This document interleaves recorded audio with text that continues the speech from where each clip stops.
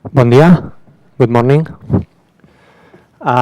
Today we are here to be present in the dissertation entitled RFID-based people-object interaction detection by Raúl Parada Medina. The members of the jury are the vocal Dr. Ramir de Porrata Doria Iyagüe from Keon Technologies, and the secretary, Dr. Miquel Oliver Riera from Universitat Pompeu Fabra, and myself, Dr. Xavier Vilajosana from Universitat Oberta de Catalunya.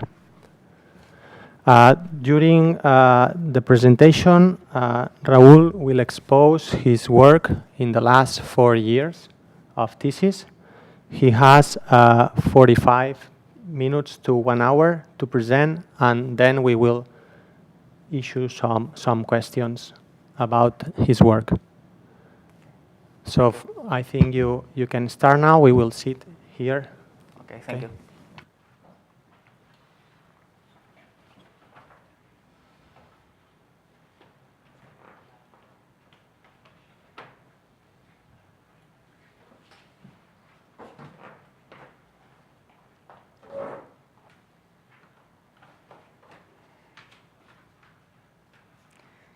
Thank you for the introduction, and welcome all to my PhD defense. Have you ever imagined a space where the interaction with simple objects can be detected?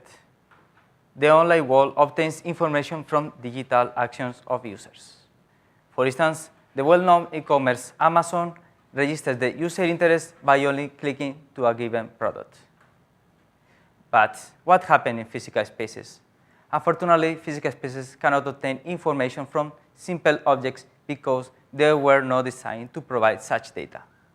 In this figure, we can observe a user interacting with a book from a shelf, and the system detects the interaction, displaying relevant information on a screen.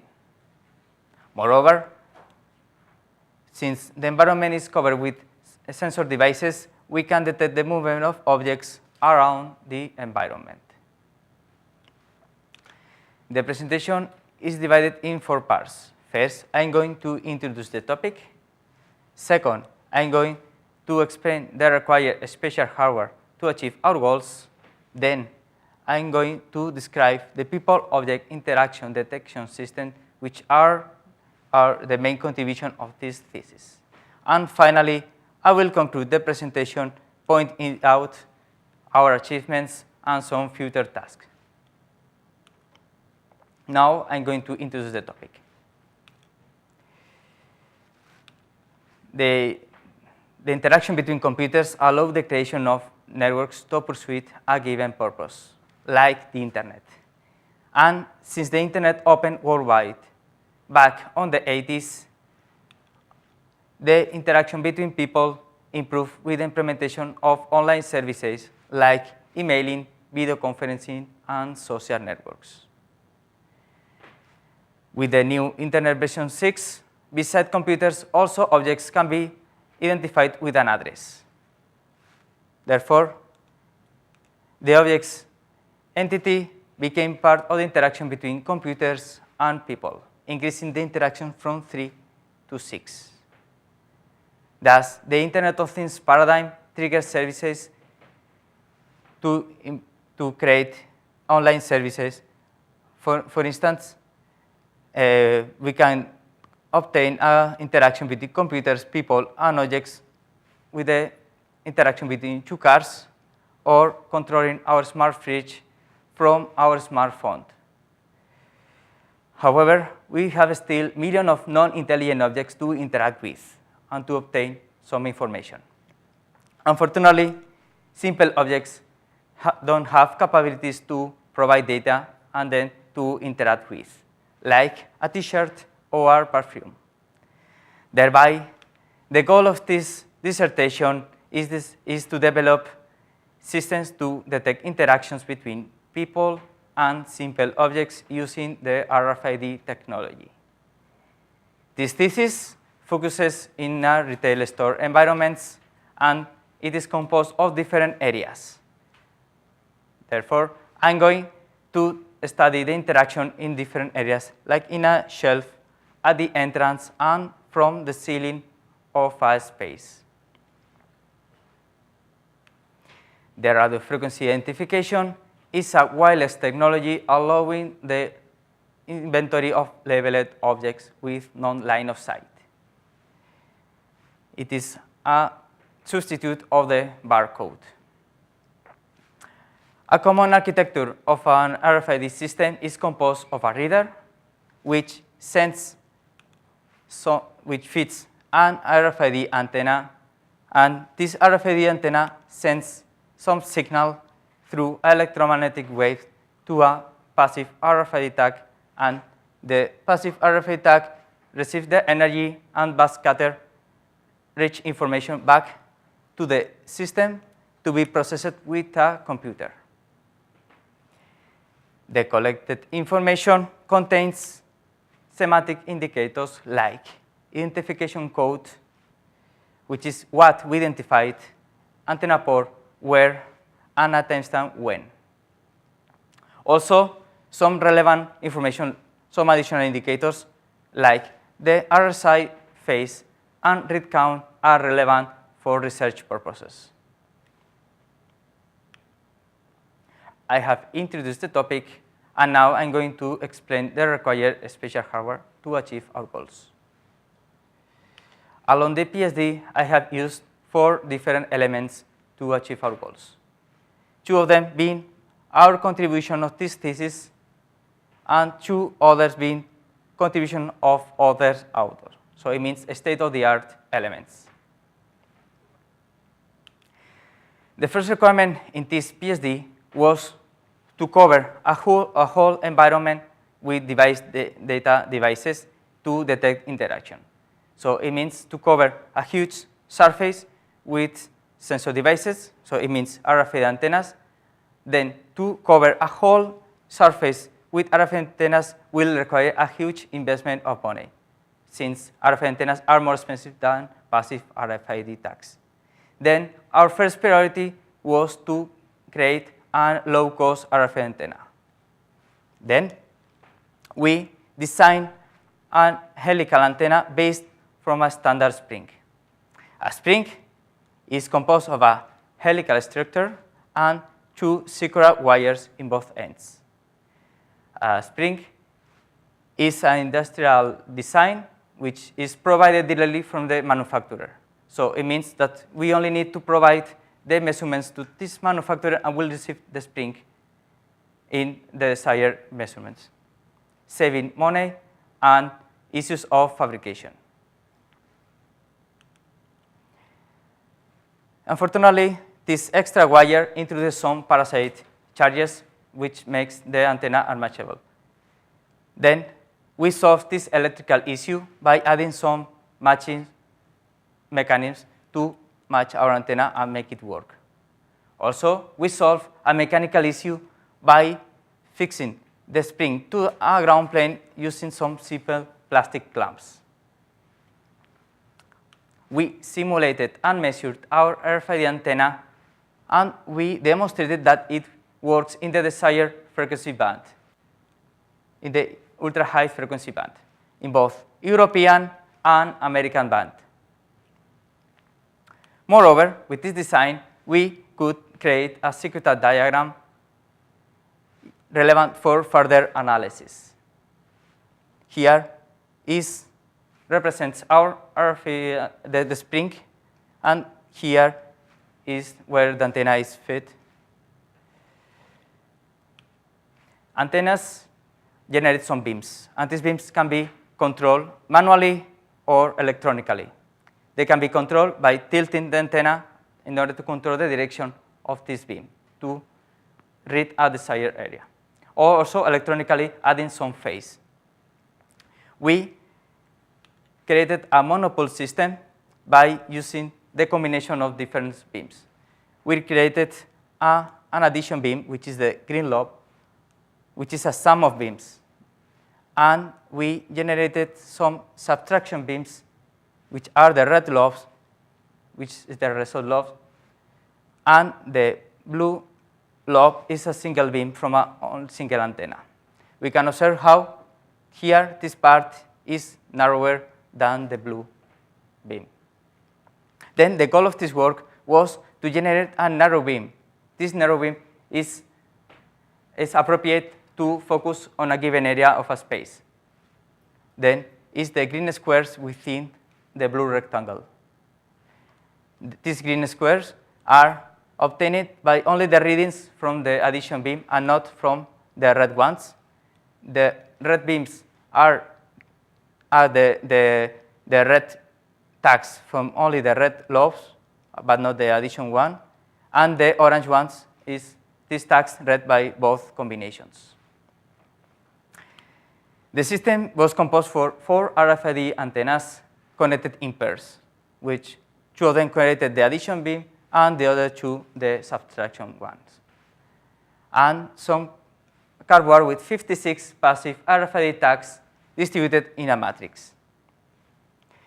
This monopole system is suitable in a scenario where we only want to read a given area of the space. For instance, a fitting room.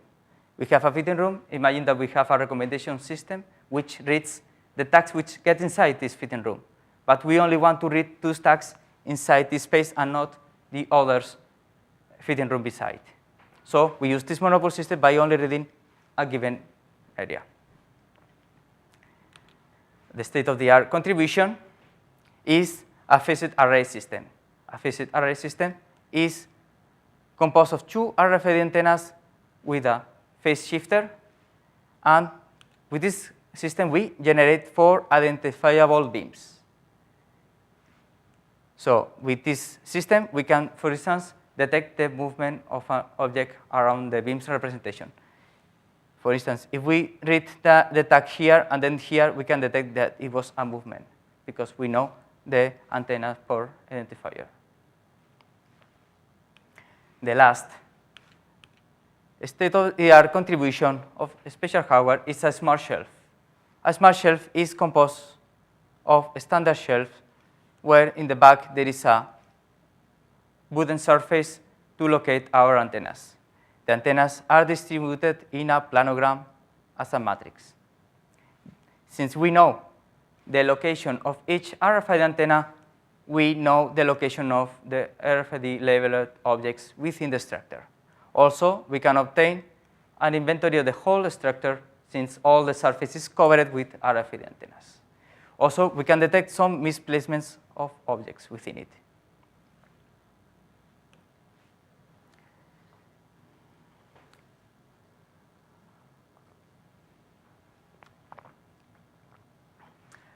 I have explained the special required hardware, but in it requires some software in order to process the data collected from the hardware. Then, now I'm going to explain the people-object interaction detection system, which is a combination of the special hardware with some algorithms and methods, which are the main contribution of this thesis.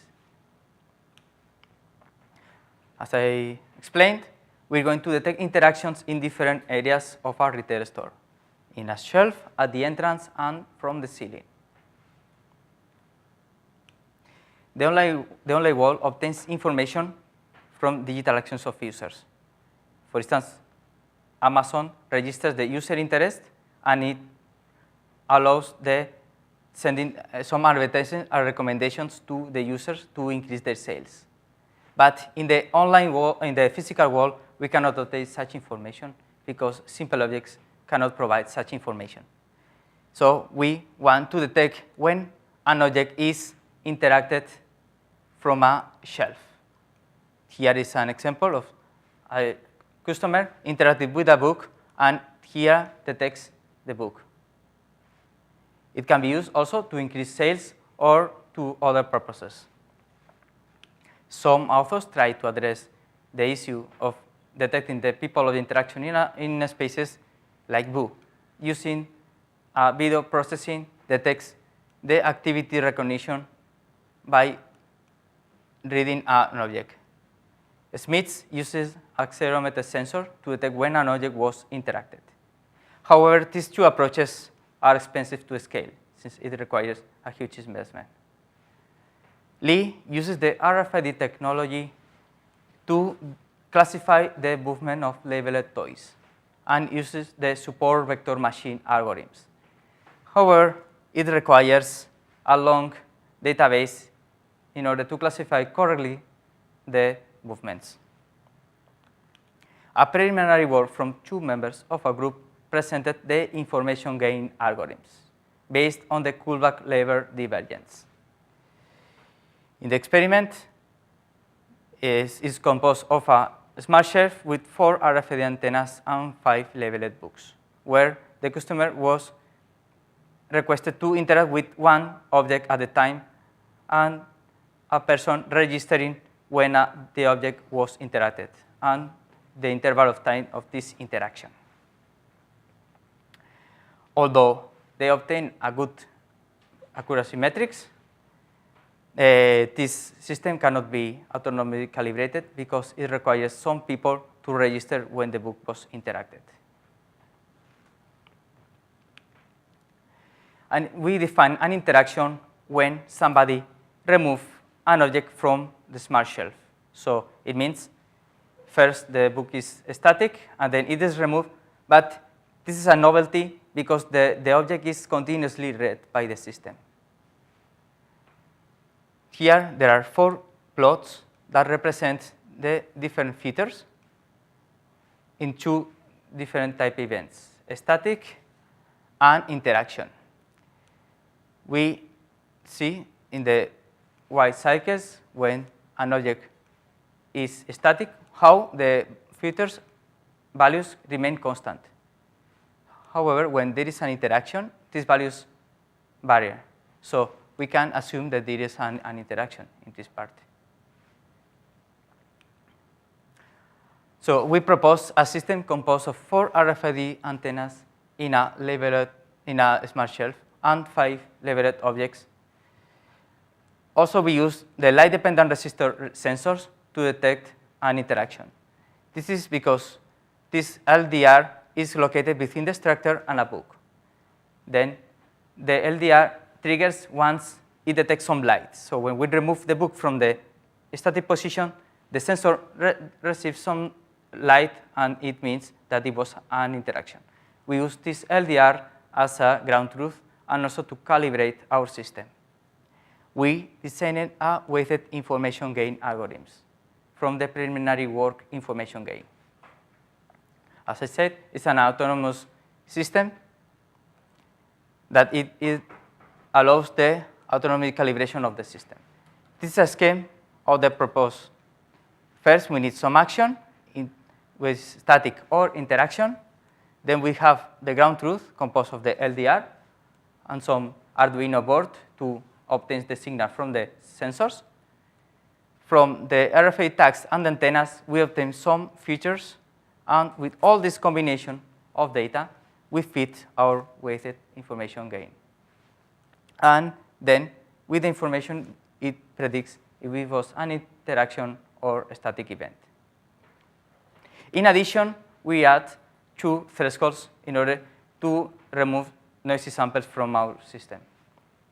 With the maximum information gain, which defines the minimum information gain value to represent as a good value, or the filter threshold, which establishes the minimum percentage of filters to represent a true measurement. Here we have 4 plots which defines the 4 metrics in base of these thresholds. Here, as darker the color, it means is better the value of that metric. Our experiment consisted of 20 minutes of people-object interaction in a smart shelf. We were requested 2 volunteers to interact with 1 or more objects in the smart shelf, and then to return the book on the smart shelf. And we compared this database with the preliminary work information gain and a baseline algorithm which only identifies the presence and absence of the product. And we obtained higher metrics than this preliminary work. Moreover, we compared our weighted information gain with the standard machine learning techniques. We compared it with the support vector machine, the best tree, random forest, and a regression algorithm. Again, we obtained higher metrics than standard machine learning in a context-aware smart shelf. Retailers decide to set up shoplifting devices to detect outliers in their store. So it means when a product is read by the shoplifting device. It is also called as a loss prevention system. These tags, which are at the entrance of the store within the read range of a loss prevention system, reads all the products within it. And if these products are secured, the system will detect these products and it will be beep continuously. And it will annoy both customers and employees. If we unsecure these products, then we increase the chances to be stolen and not detected.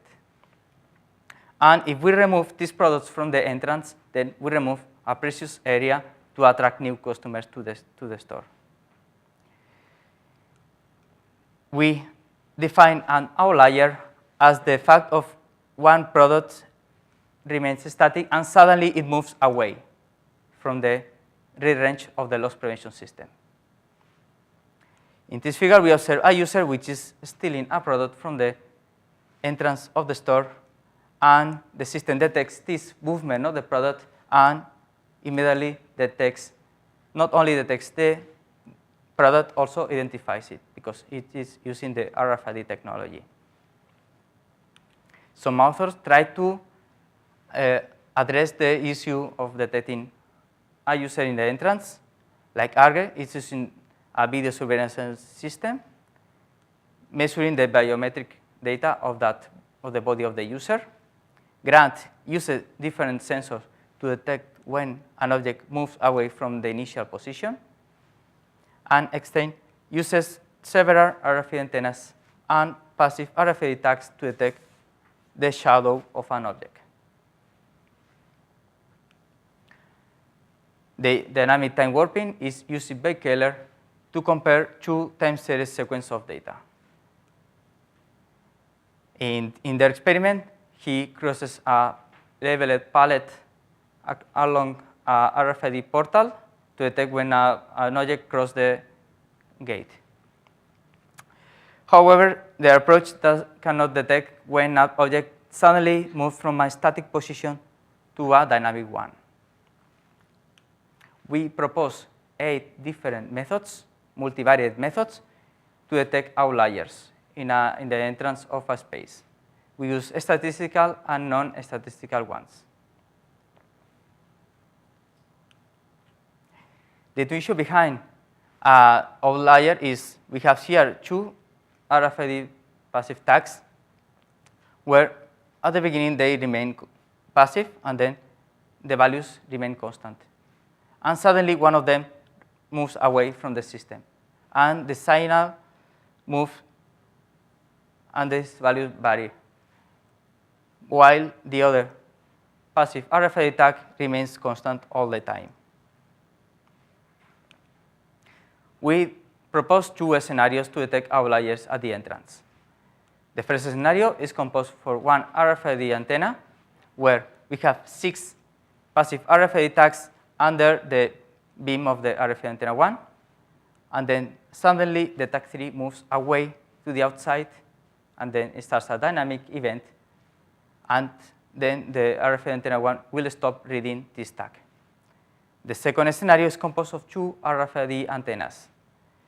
Then first the RFID antenna 1 reads all 6 tags initially, and suddenly the tag 3 moves away and it is read before leaving the space for the antenna 2.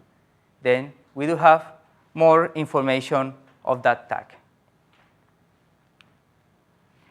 The experiment consisted on, we have 6 passive RFID tags, static, and then we were removing them to a dynamic position. Then with a video, we record a video in order to use it as a ground truth and we write down the identification of that moved tag. We analyze all 8 methods and different features combinations, and we obtain a true positive rate of 87% using the DB-scan methods and a false positive rate of 7%. In the second scenario, we obtained a 70% of true positive rate and a almost 0 false positive rate in using the principal component analysis. We say that it's a good method when the true positive rate is much higher than the false positive rate, because we want to detect more tags but not to provoke false alarms. In the online world, we can detect when an object is not in the correct database by the identification code of the product from a smartphone. So we can detect, for instance, if this item goes from the suite to another section. So it's like in a mobile when we scroll from one section to another section of a website from a retailer. But in physical spaces, we cannot control when an object moves from different areas of a space. Some authors try to address this issue of detecting the direction of path of an object by using video processing like Chung, which connects a camera to a train to detect when it crosses an intersection. Ahmed detects the direction of path through the wireless variation from a smartphone. And using the RFID technology, Lee detects the entrance of a leveled track in a restricted area. Oikawa uses 3 different methods using the timestamp and antenna port features to detect the direction of path.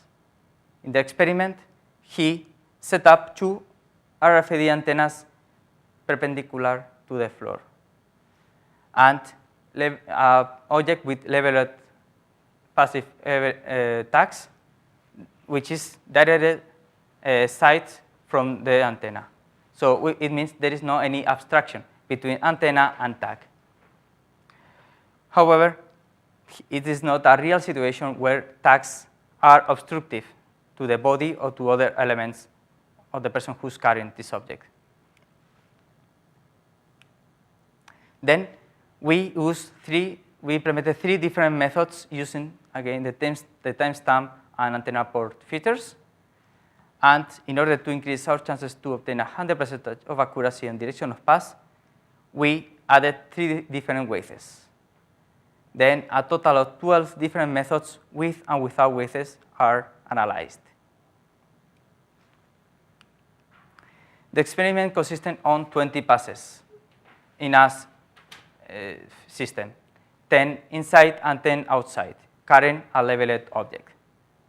The ground truth is controlled by the identifier of this pass, being the odd numbers of the pass identifying the entering and the even passes the out passes. Here is a list of different configurations that we do in our experiment.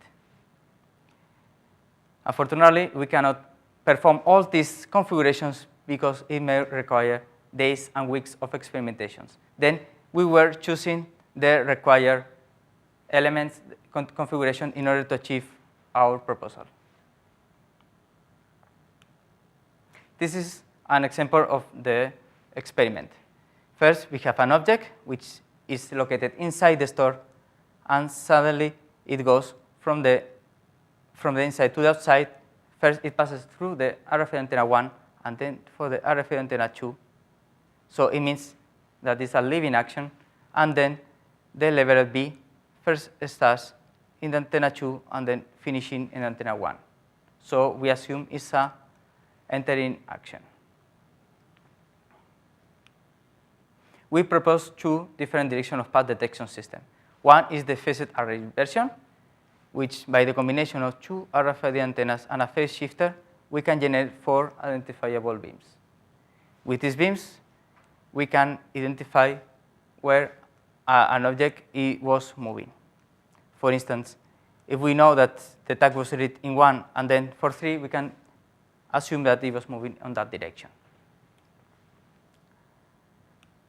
We analyzed 2 different RFID antennas and different beams combination, and we obtained 100% of direction of path detection accuracy. Here there are the different methods which are represented here. The second approach is a tilt version. The tilt version is manually we add some angle to the antennas in order to move the lobes in opposite directions. Again, we can identify when an object moves from one side to another by identifying the beam which read that tag. In this case, we went further and we experimented a multi-event, multi-tag scenario. Multi-tag represents that we carry multiple tags in a shopping bag to detect multiple objects, and multi-event means that multiple people, they went inside and outside at the same time under the direction of path detection system. Also, to be more realistic, we inserted 2 static tags within the read range of the direction of path detection system to avoid false alarms. And we were right, and we detected 100% of accuracy in 2 dynamic tags, but no false alarm on 2 static. So then we can assume that it is a reliable system. We can detect when, in online world, we can detect when an object is not in the right place by only with the identifier of that product. And also, we can locate when a product is in different sections in a website. But in physical spaces, we cannot. Then we covered a whole surface with RFID antennas to first read all the tags within the area, the environment, and to detect their location and where it is located. We perform different tests in a retail store area. It is a clothing store. Is the storage area where we hold different antennas in the ceiling, our spring-based helical antenna. We perform first in the storage area because then we don't disturb both customers and employees. Our test returns combined with state-of-the-art antennas higher accuracy than those antennas. Here we have the number of read tags, and this is all the antennas that we were testing. In this case, we used only a single antenna to perform this test, and we observe how our antenna performs better. Since our antenna is dual band, so it means that it works in both European and American band, we perform it in different bands. And we achieve a 99 and 100% of accuracy using our spring-based helical antenna. Once we perform the test in a storage area, we move to the store area. This store area is where customers do shopping and they're seeking for the desired products. We held our antenna in the track light system, where it is held 4 meters height from the floor and more than 2 meters from the products. Again, we compared our spring-based helical antenna with the state-of-the-art antennas, and we observe how our contribution performs better than a state-of-the-art antenna. Again, since our antenna is dual band, we tested in both bands, performing also correctly both bands. The second scenario is in an optical store where we have the typical sunglasses display rack. This sunglasses display rack is composed of labeled sunglasses which are located in the structure. This structure rotates thanks to an internal pole and it makes the structure to move freely. However, most of the RFID antennas, because their shape, they cannot fit inside this structure. Then we use our RFID antenna, which fits perfectly inside the structure, inside the pole. Then, using only 2 RFID antennas, we obtain 100% of accuracy on reading 36 leveled sunglasses. Also, we perform with other different passive RFID tags. I have explained the required special hardware, the people of interaction detection systems, and now I will conclude the presentation pointing out our achievements and some future tasks. We presented the monopole system. The monopole system is composed of pair of antennas. Each pair of antennas is connected to a Pompeu splitter in order to generate a given beam form. We generate an addition and subtraction beams. With this combination of beams, we generate a narrow beam.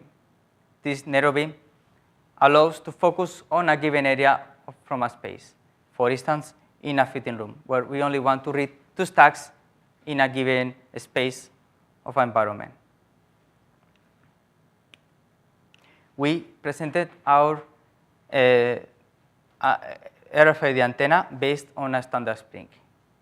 This spring is based on an industrial design where we only fix the spring to the ground plane and we add some matching mechanisms and we make it work.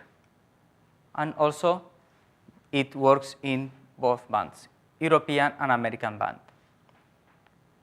It is suitable to cover large spaces because they are low cost, and also in structures where other antennas cannot fit, like in a sunglasses display rack. I presented the people of the interaction detection system in a smart shelf. We designed the weighted information gain, which is the improvement from the information gain algorithms based on the Kullback lever divergence. And we demonstrate that this proposal performs better than standard machine learning techniques. This proposal can be used to measure the user interest in a retail or other spaces. We study different multivariate methods to detect outliers at the entrance of a store. And we demonstrate that it's possible to detect the outliers in a space. And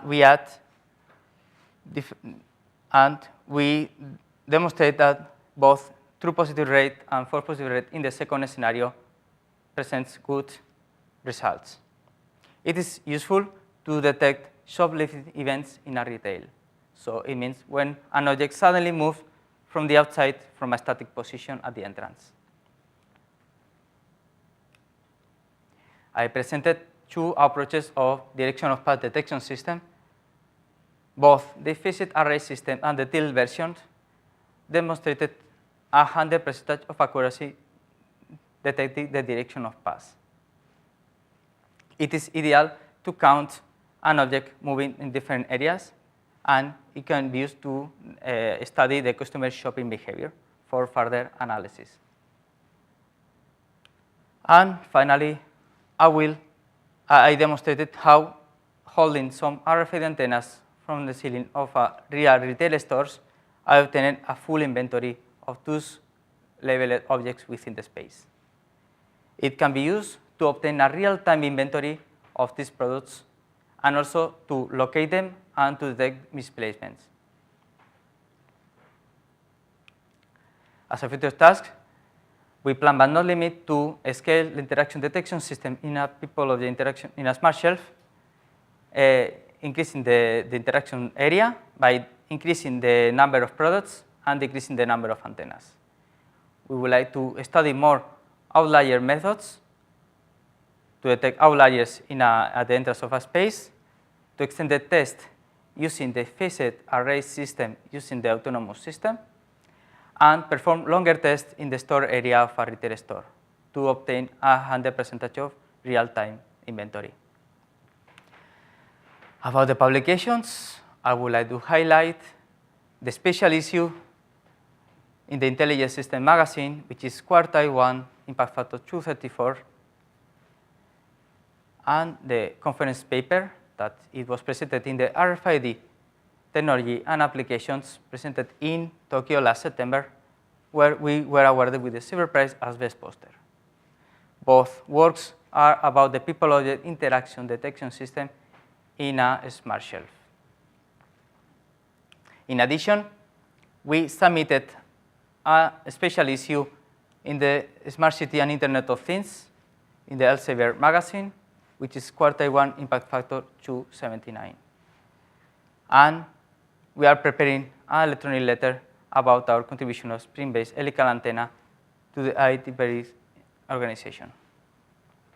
Also, recently, we were accepted to present a note version of our work about the spring-based helical antenna in the RFID conference.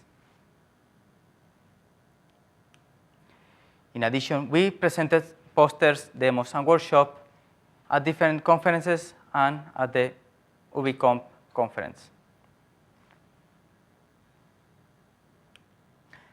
I would like to acknowledge the company Keon to provide with all the material and support to achieve our goals, to the clothing store Roberto Berino to grant me access to perform all tests in their environment, and the Universitat Pompeu Fabra, the TIC department, to allow me the opportunity to perform my PhD in their institution.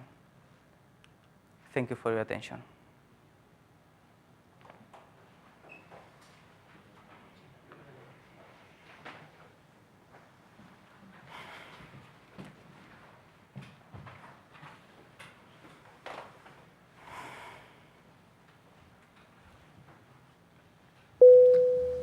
Thank you very much for this presentation. I think it's been very clear.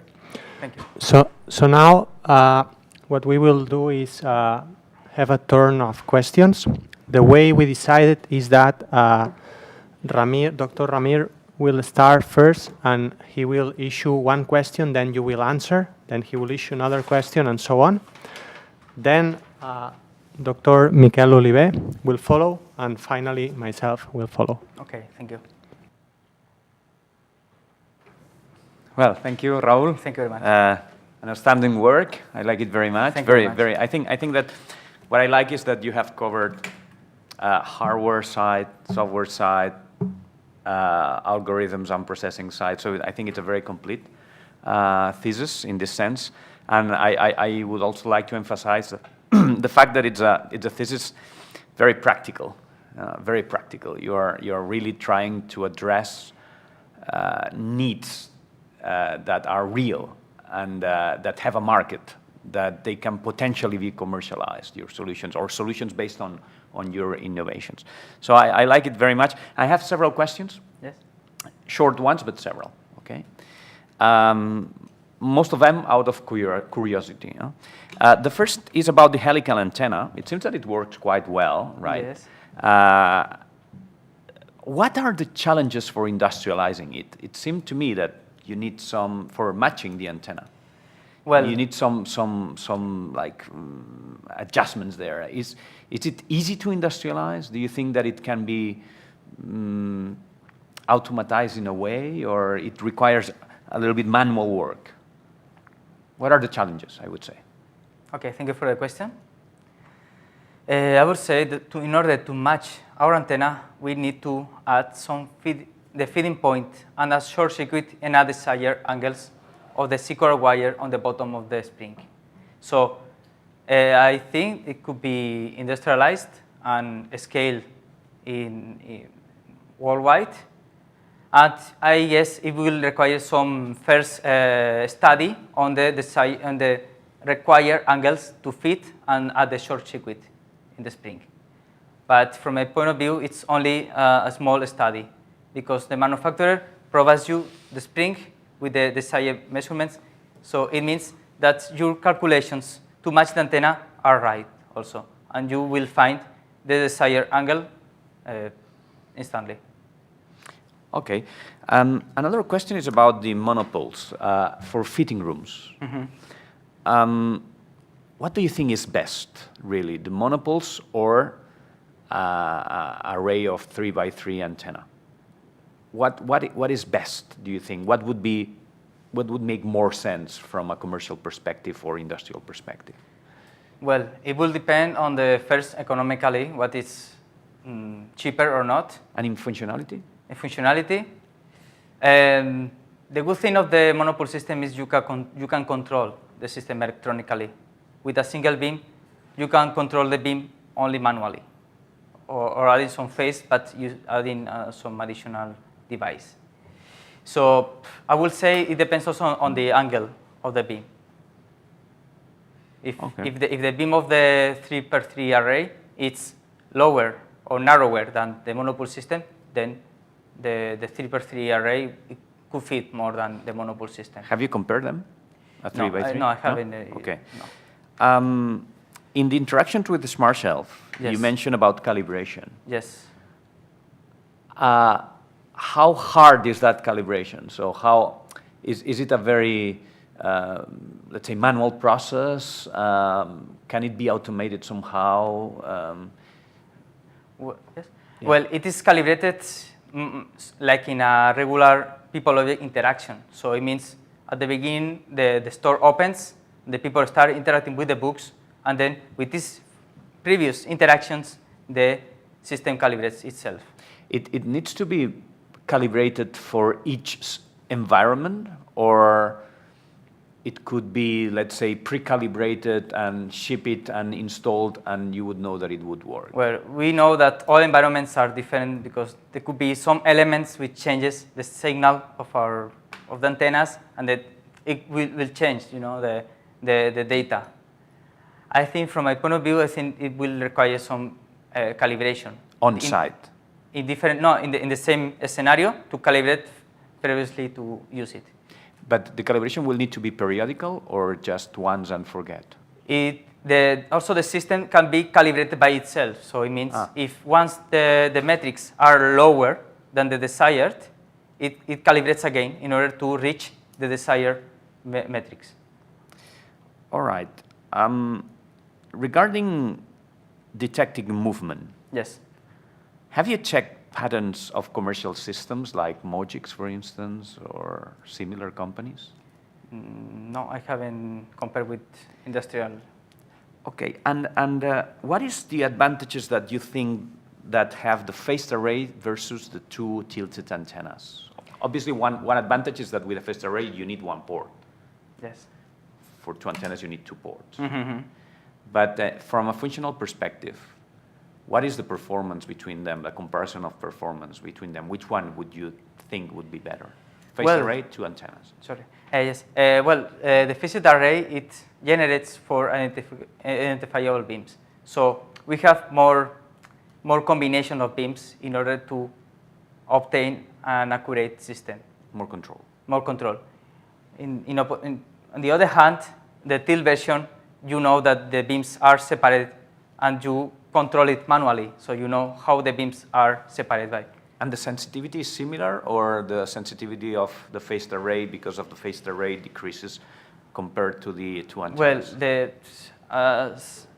our test demonstrated that the tilt version, it goes farther the read range of the beam. Mm-hmm. So it could be an advantage and also a problem because then you read more articles inside the store. Mm-hmm. So I would say the phased array is more compact, let's say, the beams, because also you can control the beams and to choose which beams you want to use or not. Okay. Last question. You have shown a graph of using the helical antennas for inventory, real-time overhead inventory. Yeah, that one, the previous one. No. This one? No. Then here. Yes. No, the previous one. Previous? Yeah, this one. Yes. So here you say tags detected, but what's the read rate? And so the percentage. And my second question is, have you tried to put several antennas and measure the read rate across a certain area? Well, the store area is a critical area because all the time customers are doing shopping, and then in order to hold the antennas requires to be in the off time of that store. So our future work could be to do that, to increase the number of antennas to cover all the space.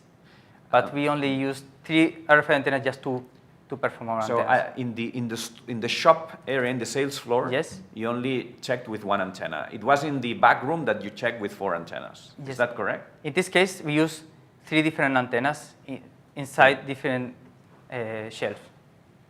1 antenna in each shelf. Pointing towards Pointing the shelf, to but they are overhead. Exactly, yes, overhead. And what's the read rate? The number of total of tags, it was 140. 140, and you were reading 60. Yeah, 65. So it's a read rate of 50%. Yeah. Okay. Well, if you compare it with some state-of-the-art antennas, are equivalent, because we know that in this case, in this store, the ceiling is very high in comparing with regular stores. It's 4 meters height.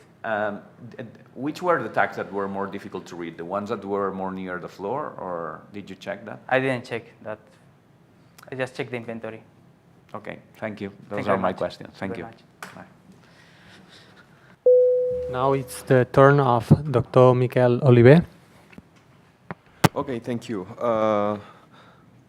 First of all, I must say that I am not an expert in the area of the thesis, but I am more or less familiar with wireless communication. So take my questions more than as a comments than as a particular question. So, first of all, I would like to highlight the whole work, as Ramir said before, because it's very complete. You have been touching a lot of elements, and hardware, software, but also trying to put all these things in a real scenario, which is it's tough. It's not easy. So I appreciate that work. I also do the same in with different technologies. So I see the difficulties on that, and I think that the contributions and the results are very clear. So I was surprised of how clear are the results and the improvements you achieve in the different areas. So it's really I'm really happy with this part of the thesis, and even though we have been commenting with Rafa several times, which is really difficult to publish this kind of results in journals, and it's for me it's remarkable to have these first journals accepted, and this is really a thing that I would like to highlight. So. On the other hand, I have been going through the document, and I have some comments on several parts of it. So I will be very fast on that. But for example, you mentioned in several parts of the document that you have been looking for a low-cost solution for non-expensive technologies, trying to make all the thing as much cheaper as possible or at least affordable to create a new product, to create an interesting product for retailers. But I miss in this part a kind of deeper explanation of what do you mean by low cost, what do you mean by non-expensive. And I think that this could be solved easily with the business case. So trying to understand which is the magnitude of the problem, any of the problems you face. For example, which is the percentage of the items in a particular shop that are robbed, for example, and which is the fraction of the business that is considered, that is assumed as part of the business that is not going to be directly sold, and this kind of things. This could provide some figures and some more clear scenario of how your solution, your technologies may impact on that. So, and then be more clear and which is why are you obsessed with low-cost technologies? Because in some parts of the text it seems that it's more an obsession, which is a true obsession. So I am aware of that. No? This is just a comment. Then going through the state of the art, I appreciate a lot during your presentation that you highlight some specific papers that are probably the papers which are close to your work and probably provide more insights on how to guide your research in order to find the results. But in the text, I was a little bit lost. So there are a lot of references, but there is no categorization or not a highlight which are the crucial references for each of the topics you have been covered. So this is, but you fixed this during the presentation, so I'm happy with that. No, and I have a particular curiosity because I was really surprised with the spring-based RFID antenna. So it's an industrial device that you find everywhere, and trying to look for a different use of this device. I was fascinated with this idea. And the question is very simple. So is it possible to protect or to set some kind of intellectual property on that? Because it is not the device itself, because it's there, it's already probably protected, no? But the use of the different use that you suggest for this Spring device. So have you been considering that? Or? Thank you for the comments and the question.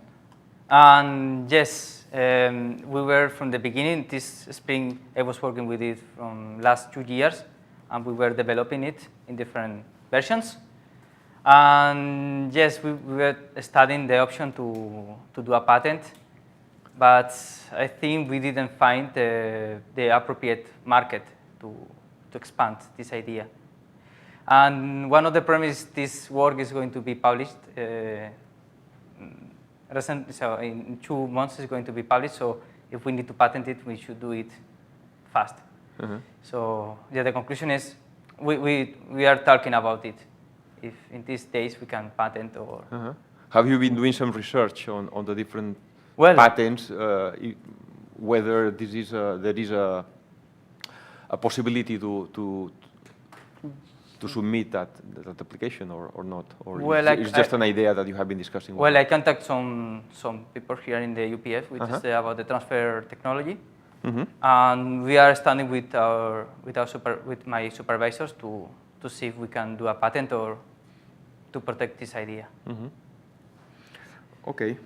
Then going further in the different things you have been working, I was also really interested with in chapter 4 when you propose this weight information gain algorithm, which is based in some way with previous work from the same research group, where you introduce some improvements in terms of detection and so on. No?